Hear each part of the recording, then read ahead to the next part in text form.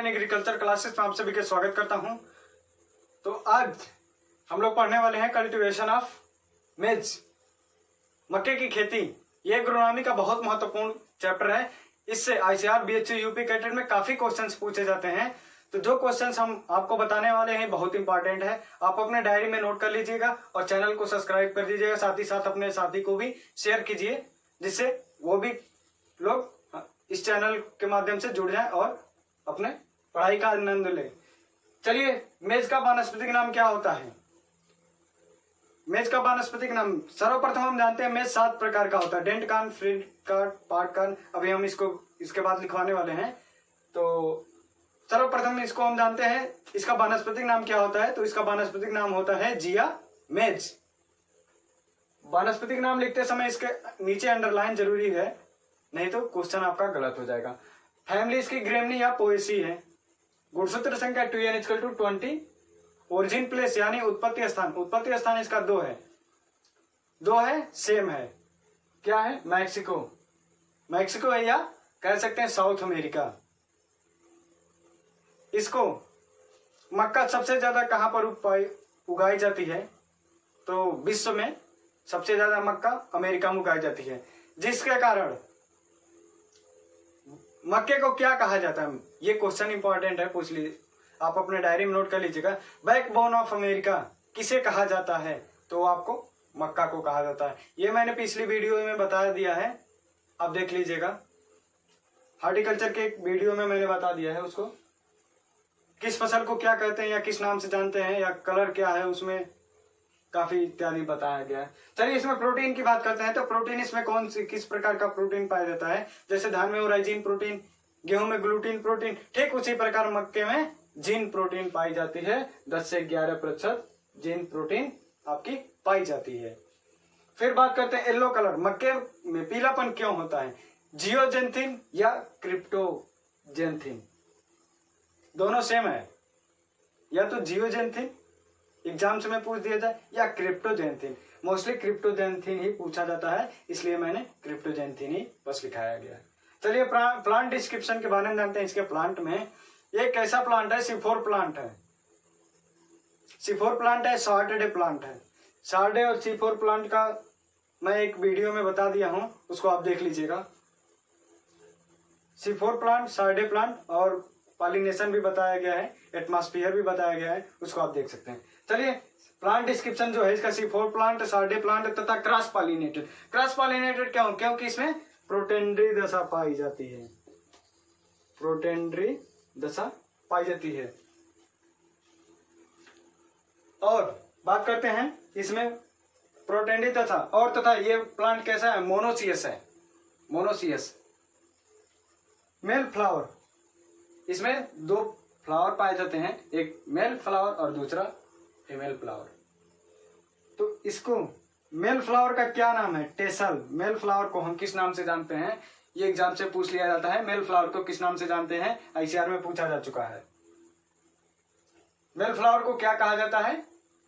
Tassel कहा जाता है। जबकि फीमेल फ्लावर को सिल्क कहा जाता है। आपने देखा होगा मक्के के ऊपरी सतह से, ऊपरी वाले भाग से निकला हुआ होता है एक रेशे, धागेनुमा, उसी को हम सिल्क कहते हैं। और इसको निकलने की क्रिया को हम क्या कहते हैं? सिल्किंग। सिल्किंग हम कहते हैं इसको निकलने की क्रिया को। चलिए, फिर अब हम जानते हैं फादर ऑफ हाइब्रिड मेज। संकर मक्के के पिता किनको कहा जाता है या कौन है? वो है आपके जियत सुल। जियत सुल।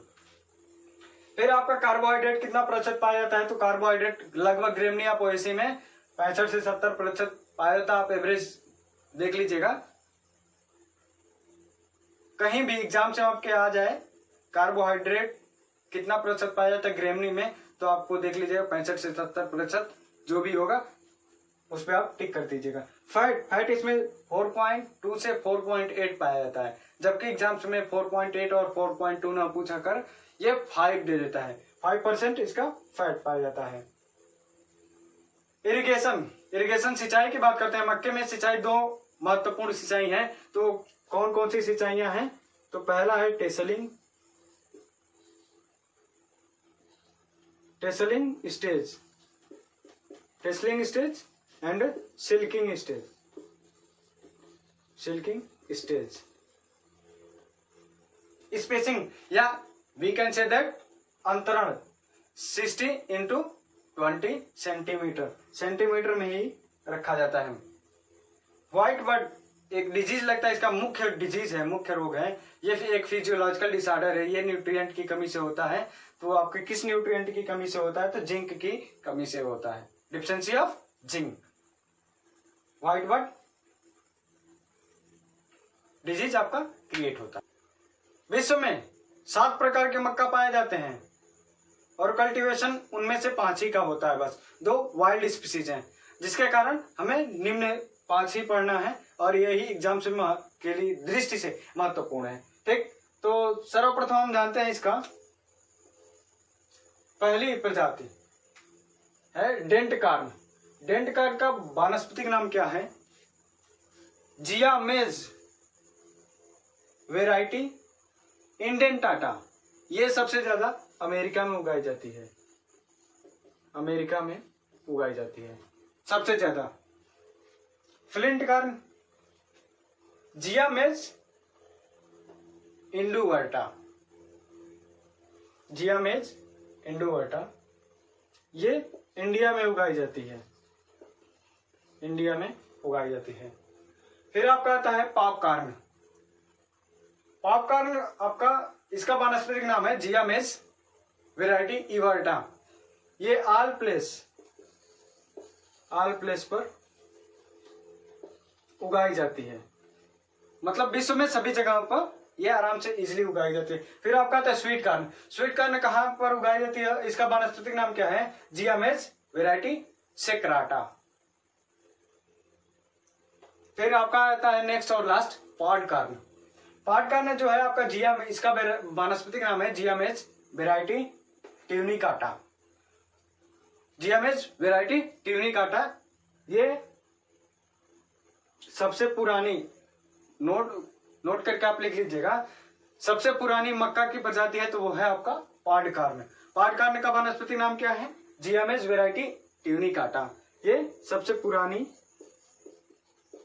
मक्का, पुरानी मक्का के नाम से इसे जाना जाता है। ठीक, अब बात करते हैं हम इसके मक्के की सीड रेट की। सीड रेट की बात करते हैं हम, बीज दर की। हाइब्रिड मक्के की बीज दर क्या होती है? तो होती है 20 से 25 किलोग्राम प्रति हेक्टेयर। फिर आपका आता है कंपोजिट। हाइब्रिड का मतलब होता है संकर मक्का और कंपोजिट का मतलब है संकुल मक्का। आप दोनों में कंफ्यूज ना होइए, इसलिए मैंने हिंदी ना लिख करके इंग्लिश। आप मोस्टली ये चूज करिए कि इंग्लिश में ही पढ़ें, क्योंकि टेस्ट पेपर में मैंने जब 2017 यूपी कैडेट का एग्जाम दिया था तो उसमें आया था केंद्रक के खोज किसने की, और इंग्लिश में दिया था न्यूक्लियोलस की खोज किसने की, केंद्रिका की खोज किसने दी। उसका हिंदी था केंद्रिका, जबकि केंद्रिका वाला ही सही था, केंद्रक वाला हिंदी वाला क्वेश्चन गलत हो गया था। फिर आपका आता है कंपोजिट मक्का। आप देखिए इधर कंपोजिट मक्का। कंपोजिट मक्का में मक्का की बीज दर क्या होती है? 18 से 20 किलोग्राम प्रति हेक्टेयर उगाई जाती है। फिर आपका आता है irrigation stage, nitrogen recommendation stage. किस स्टेज पर हम नाइट्रोजन की फर्टिलाइजर दे सकते हैं? तो सर्वप्रथम आपका आता है जर्मिनेशन। जर्मिनेशन का मतलब होता है जमने के समय, अंकुरण के समय। फिर आपका आता है नी स्टेज। नी स्टेज के बाद एक और स्टेज आता है, वो सबसे महत्वपूर्ण है टेसलिंग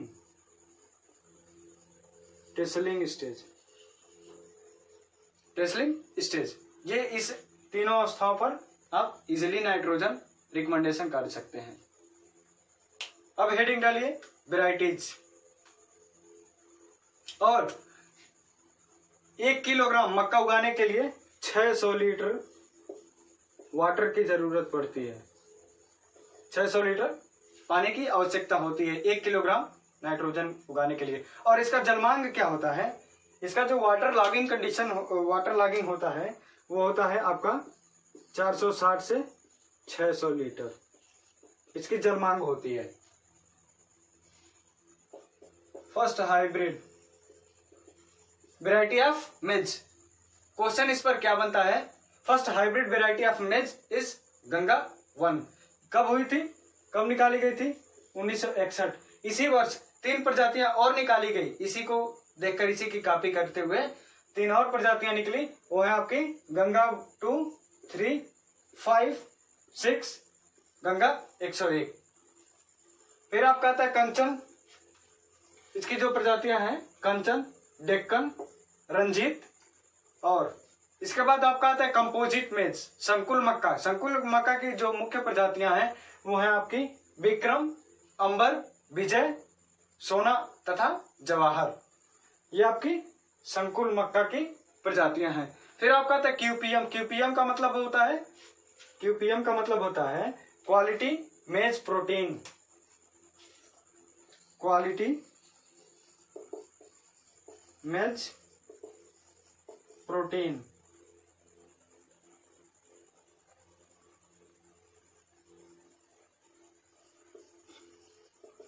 क्वालिटी मेज प्रोटीन। तो इसमें इंपॉर्टेंट क्वेश्चन, वो इंपॉर्टेंट प्रजाति कौन सी है, क्वेश्चन की आप पूछा जाता है कि प्रोटीना किसकी प्रजाति है? ऑप्शन में दिया रहेगा मक्का। और इसको डीपली आप जान लीजिए, क्वालिटी मेज प्रोटीन की ये प्रजाति है। आशा, शक्ति, प्रोटीना के बाद शक्ति और रत्ना, ये दोनों बहुत महत्वपूर्ण प्रजातियां हैं। इन्हीं तीनों प्रजातियों से पूछा जाता है। बीएचयू में आपके एक बार पूछा जा चुका है प्रोटीना किसकी प्रजाति है। पेपर उठा के प्रीवियस ईयर का देख लीजिएगा, 2008 का, तो उसमें पूछा जा चुका है ये प्रोटीना। हमारे पास बीएचयू का प्रीवियस ईयर पेपर भी उपलब्ध है। जिन लोगों को चाहिए वो व्हाट्सएप पे कांटेक्ट कर लीजिएगा। 9026 97 48 और 41, ये हमारा व्हाट्सएप नंबर है। इस पर आप कांटेक्ट कर लीजिए। किसी भी सब्जेक्ट से आपको कोई भी प्रॉब्लम हो, किसी भी एग्रीकल्चर सब्जेक्ट से आपको कोई भी प्रॉब्लम हो तो आप इस नंबर पर कांटेक्ट कर लीजिएगा। और जितने भी पीडीएफ आपको चाहिए तो आप टेलीग्राम चैनल पर online agri classes, Telegram channel पर ऑनलाइन एग्री क्लासेस सर्च करके आप वहां से भी पीडीएफ प्रोवाइड कर सकते हैं।